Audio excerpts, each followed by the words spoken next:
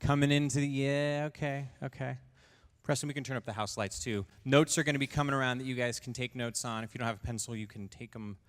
We'll risk it. You can take it on your phone. But I think this is important. As Jeremy, myself, and Aslan were talking about what we wanted to talk to you about right after Easter, we came down to the core idea that beyond anything else I could possibly teach you,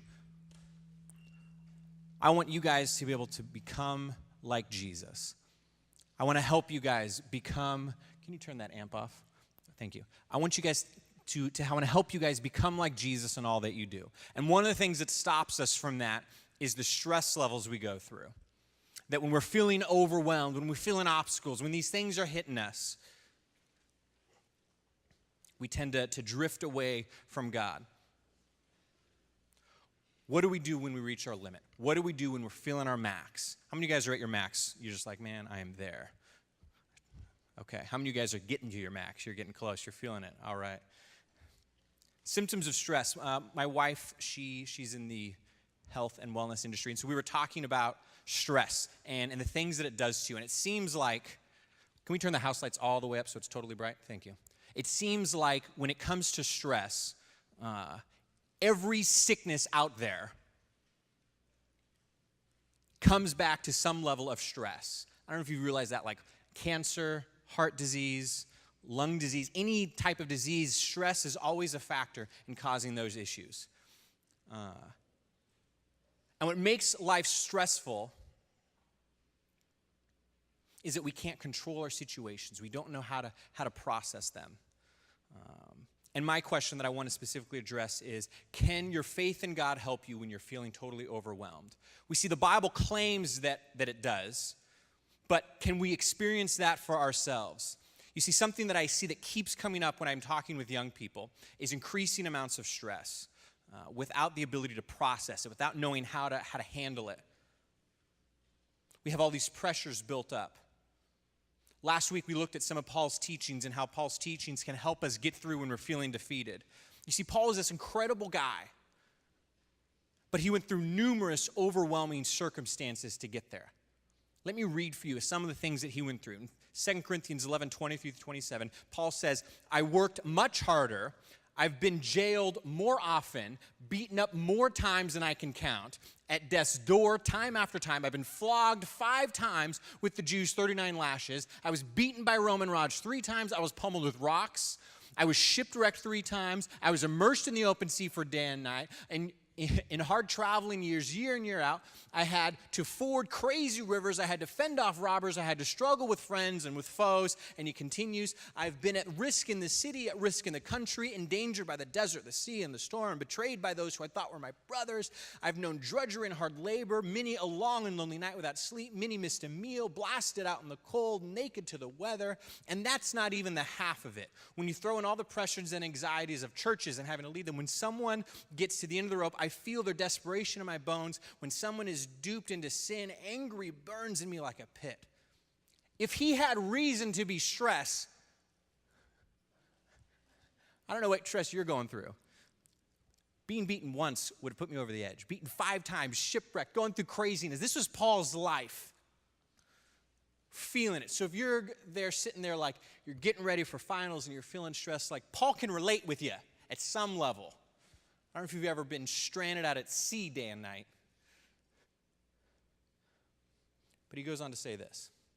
Because of the extravagance of those revelations, and so that I would not get a big head, I was given a gift to handicap me in constant touch with my limitations. Satan's angels did his best to keep me down. What he did, in fact, was push me to my knees. I'm going to read that again. Satan's angel did his best to get me down, but what in fact he did was push me to my knees. In a sense, instead of being defeated, it pushed me to my knees in prayer. Dang. No danger then of walking around high and mighty. At first, I did not think of this as a gift, and I begged God to remove it. 3 times I did that, and then he told me this. My grace is enough. It's all you need.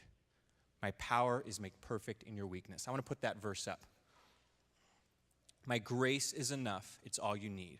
My power is perfect in weakness. I want to hold this for a second. We can leave that on the screen.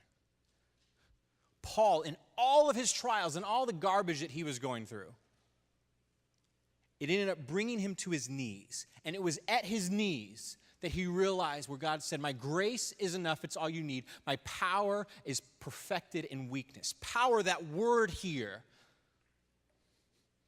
it means like an unstoppable force. In Acts, Jesus says, you will receive my power when the Holy Spirit comes in you. It's the same word there. That the power to give you life, the power to sustain you, becomes stronger the weaker you get. Now, Pastor Scott, that doesn't make any sense. Because the world tells me that I need to be successful, I need to be strong, and I need to present this, and I need to have my act together, I need to know where I'm going to college, and I need to know and get 4.0s, and if I don't, life's going to be ruined, and we need all these things. But Jesus says, the weaker you get, the stronger you are.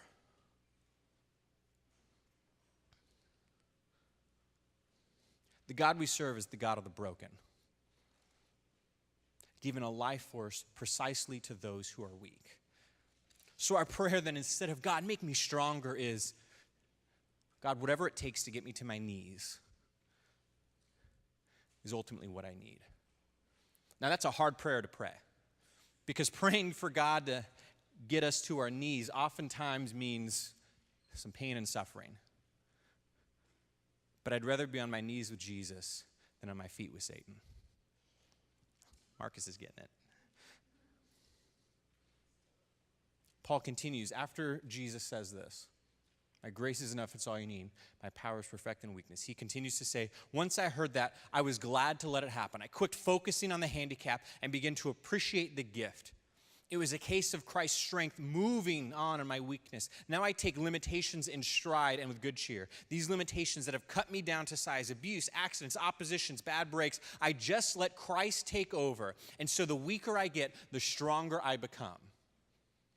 Right there in the Bible, that's it. You want to know how to overcome stress? Read that verse again and again every day. The weaker he got, the stronger he became. Now notice, some of those issues never went away. Yet his mindset was focused on God's grace. Instead of thinking about your problem, think about how you haven't been totally defeated. Hold on to the hope in Jesus. That's what will get you through. But here's the thing. Ultimately, I believe this because I've experienced this. I've experienced his sustaining grace. I've experienced that the closer I am to Jesus, the less the stress affects me. But I recognize that just telling you this, there's a disconnect between that and actually feeling it. So I'm going to teach you in the next few moments of how to practically live that out, of how to actually experience that for yourself, because simply saying depend on Jesus doesn't necessarily help you live it out. Paul tells us to embrace our weaknesses, and in those weaknesses we'll find strength. I want to teach you how to shift your focus away from the problem and the stress and the overwhelming circumstances to become like Jesus. And I want to do so through a character study on Job. Job's a guy in the Old Testament. He is a character that we see a whole bunch of crazy things happen to him, and yet his faith remains. And I'm going to walk through his story and how we can learn from that. First, in Job 1, verse 1, the Bible starts that and says, there was a man in the land of Uz, which is a far distant land. His name was Job, and that man was blameless and upright, who feared God and turned away from evil. God said it himself, that this man loved God. He prayed for his kids. Even when his kids were being crazy, he did sacrifices for them to make them okay, and he was a family man, loved his family. He did nothing to deserve punishment. He was very wealthy. He had a lot of kids. Life was fantastic. I don't know if you've ever been in a phase where life is fantastic. My wife and I are in a phase where life's pretty good right now. We are enjoying life. We are happy. But sometimes when life's going happy, how many of you guys ever like, oh, life's going great, something bad's going to happen? That's the worst. Get that out of here. That pessimism. Be optimist. But anyways, that's a whole different message. Anyways, life was going great. And then out of nowhere, something bad happens. And when that happens, it can sometimes feel like God doesn't care about us or that God doesn't love us. Or why would God allow this to happen to me when I'm serving him, is the one I hear most often. If I'm doing all these things, I became a Christian so that God would help me, not so that I would go through these issues. Well, the story gets a little more strange before it makes sense. as it continues, it shows that an accuser comes before God. God kind of is having his open court, and an accuser comes and gives God a challenge. He says, yeah, your buddy Job here, the only reason why he follows you is because he has all this wealth and all these kids. You take that away, and I guarantee you that Job will turn away from you. Essentially, he presents God with a bet. And the weird thing is that God takes it. God says, okay, go for it. That's shocking to me. Why is God willing to do this? But it gets a little more weird. So, Job's wealth is stolen. He becomes broke, poor. Then all of his kids die. Why would God allow this to happen? Why would God allow such terrible things to happen? Is God really just? Does God really care about me? And I know that a handful of you in here, at least, have been there because I've had conversations with you. Why would God allow that to happen to my father? Why would God take this away from me? Why would God let me go through these things? And we see here in Job, God allowing Job to be tested, to say the least. Why would he do this? The story doesn't end there. The accuser goes back to God and says, hey, God, I see that even though I struck down all of Job's wealth and his money and et cetera, that didn't do anything, he still follows you. But no one really cares about those things anyways. You see, God, what he really cares about is his health. So if you just let me make him sick, then I know that he'll turn away from you. And again, God agrees. And so the accuser goes and inflicts these boils on his skin so that his whole skin was covered. I don't know if you've ever had a crazy sickness. I think the most I could relate to Job in this case was there was a time I was once bow and arrowing in a friend of mine's backyard. Shreese was with me. And so we're doing target practice, and I'm shooting these arrows out, and it's fun. And of course, I shoot one over the fence. I got a little excited. So whatever, I go and hop over the fence, and I'm looking for this arrow, and I see that it had landed in this bush. So I walk over to this bush, and I look. I know what poison oak looks like. I don't want to be getting poison oak all over my body, so I look. No poison oak. It's just a random weed. So I start digging through this, looking for it, and it's like way in there. So I'm like digging and going through, and finally I get it. Yeah. Okay. So I come back, and we finished having fun with the bow and arrow. But then that night, have you guys ever had poison oak before? Only a few of you. I don't wish this on any of you, what I'm about to describe. So what happens when you get poison oak on you? The oils on the plant actually chemically change your skin, and your body doesn't identify your skin as skin. So your body starts attacking your own skin. Then you get these blisters and you get these boils, and it's a whole terrible experience. Usually it kind of brushes on people, and so they get a little rash. Well, I was digging in this plant. For whatever reason, it wasn't a poison oak plant. I don't know if there once was a poison oak plant and it had died, but these oils were all over. So my skin starts to break out. Literally, my arms were covered in just these boils. It looked like these deformed things on me. My whole arms, up and down my legs. I was wearing shorts that day. Yay. It was across my stomach. My whole body was crazy, itchy, and dying. It was the worst. And I remember I would take a shower, and I'd go as hot as I could possibly stand it. It was scalding hot because that was the only thing that would relieve the pain and the crazy feeling. I remember just nights for a week straight, I would take these scalding hot showers, writhing in my misery. And after going through that, I realized I think this is a little bit of what Job went through. I got myself into this. Job, on the other hand, didn't deserve this. He was blameless and upright, but he went through this crazy thing. I know some of you guys have been some crazy sicknesses that you've gone through. And my story doesn't begin to match up with what you're going through. But in your crazy, you guys can know. You guys relate with Job and how he was going through. But God agrees to this challenge, and we see for what? What is he trying to do? He's trying to prove a point. His wife comes to Job and says, why don't you just curse God and die? Give up. Give up hope. The stresses, the things you're going through are too much. Just curse God and die. And then his friends say, Job, you must have made a mistake. You're the worst. You're a loser. And they start ripping on him. Sometimes we go through stress. We're feeling these things, and we're just getting beaten on by our parents, our friends, those around us, and we're having a hard time just holding on to hope, let alone all the other chaos that's going around.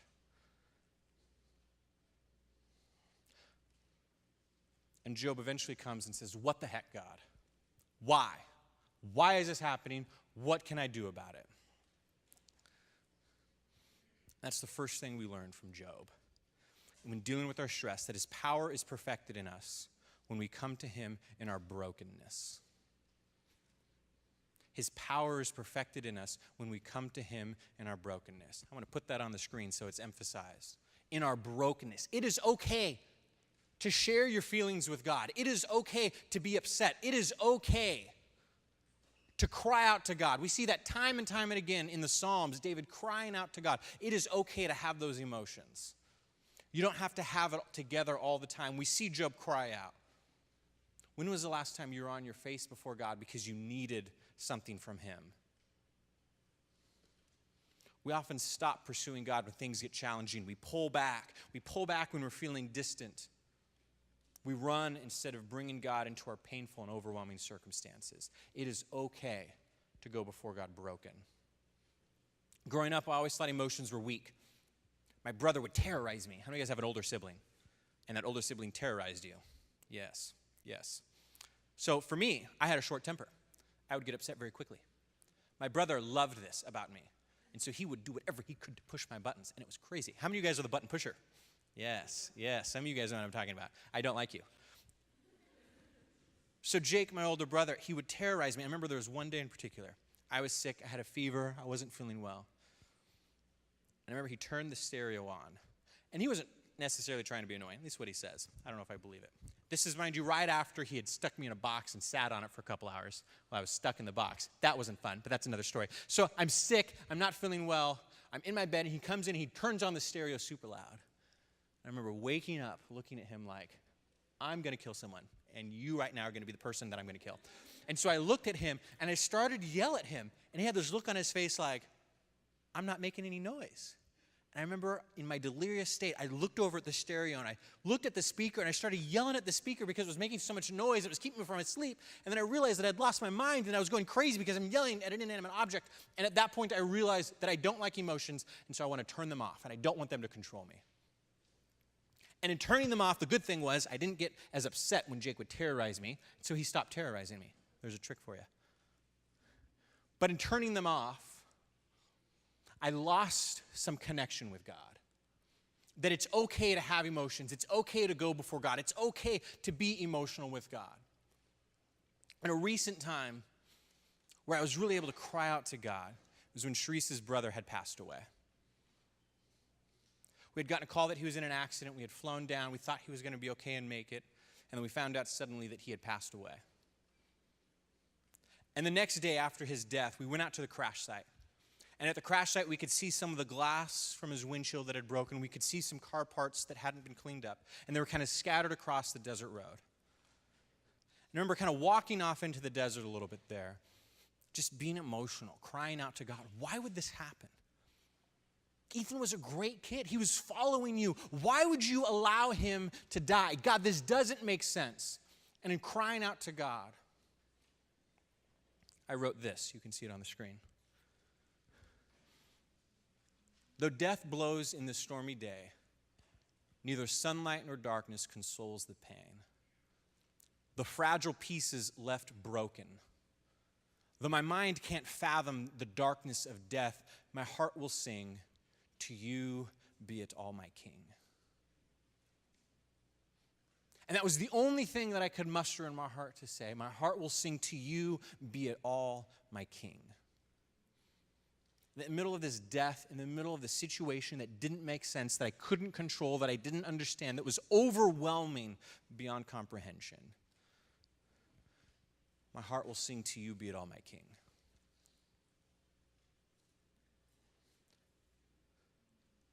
Here's the thing. It's okay to ask questions. You just need to be ready for the answer when it comes.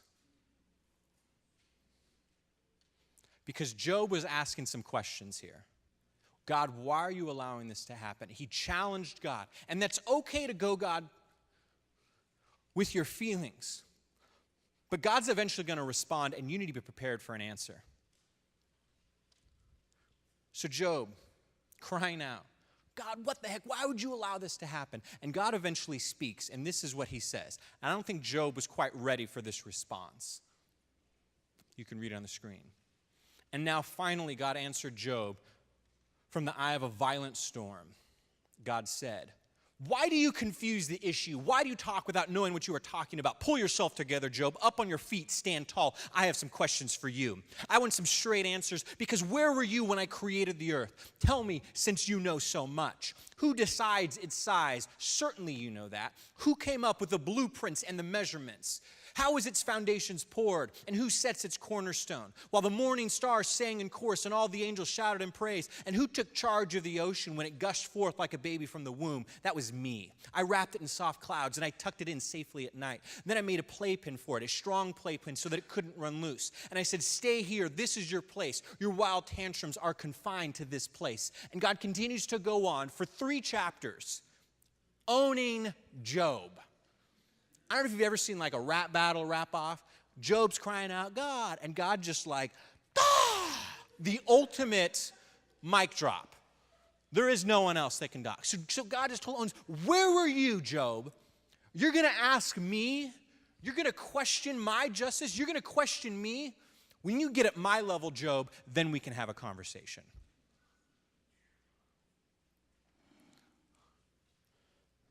You see, because Job's questioning, it's one thing to be emotional. It's another thing to go and start accusing God.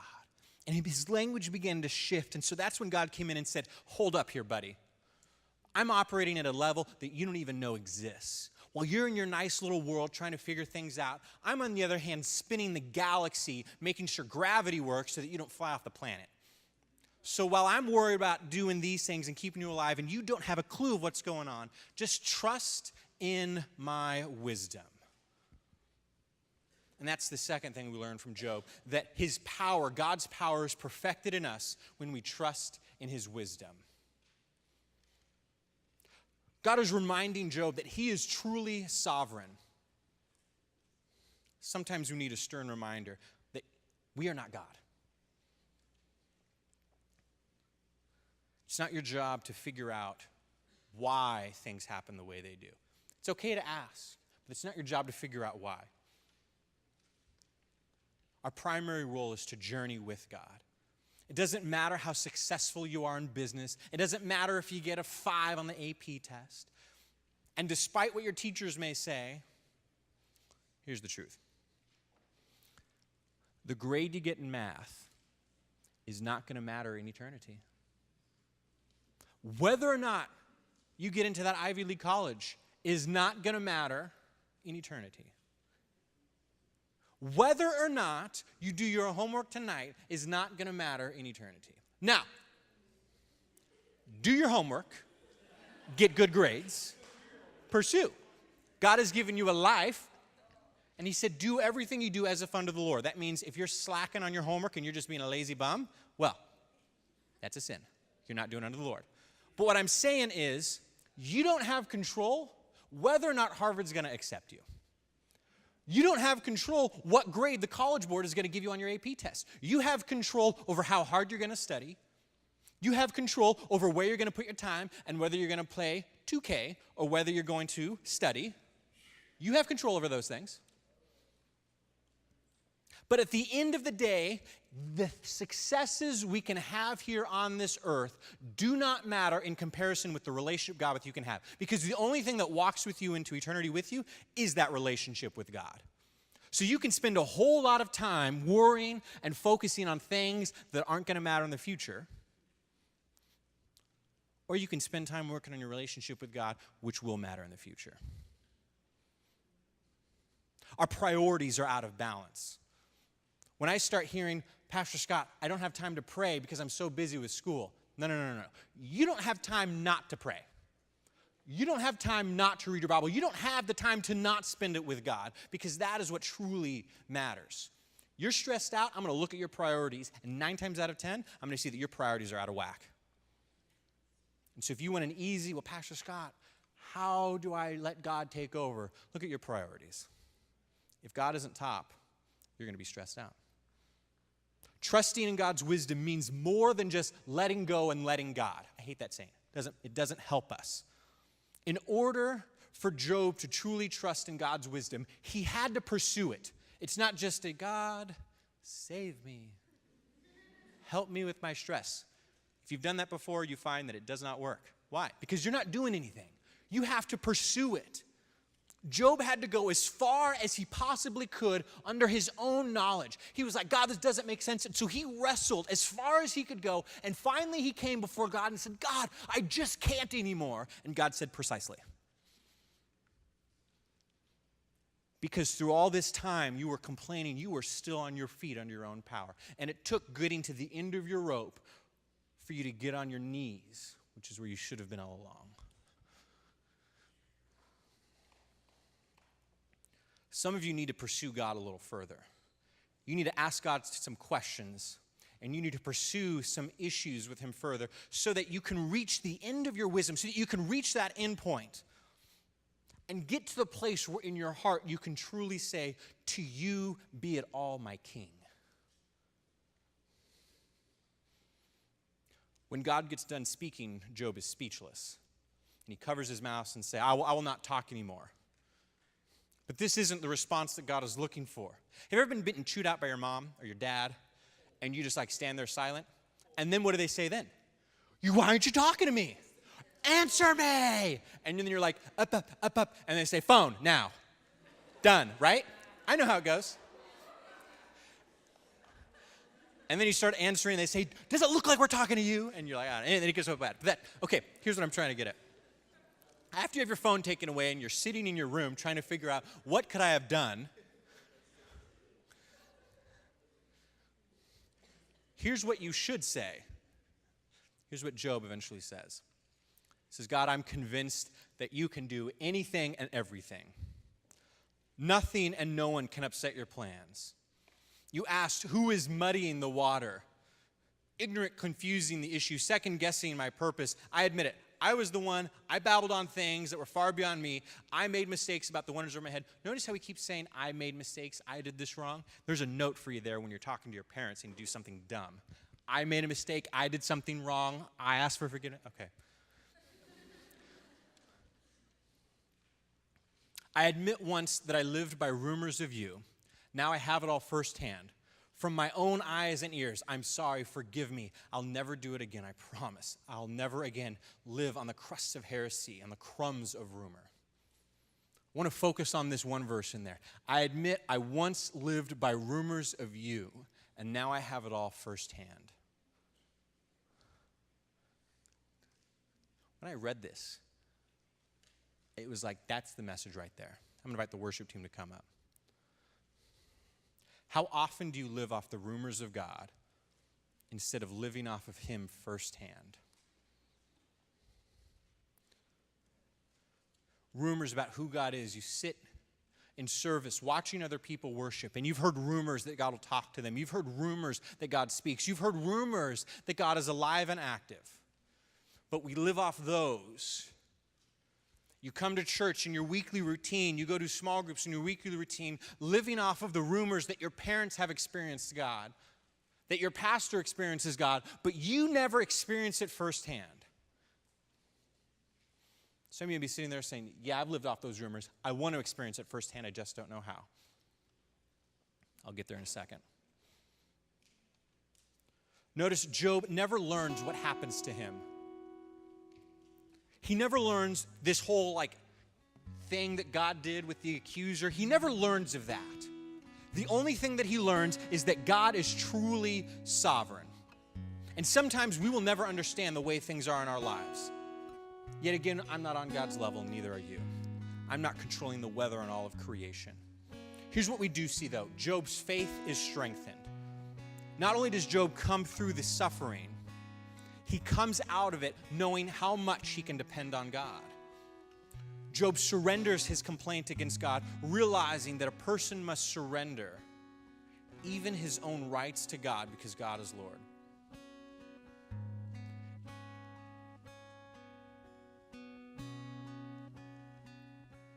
God thought that this life lesson for Job was important enough that he let Job go through all of this trial and circumstances so that he would be better later.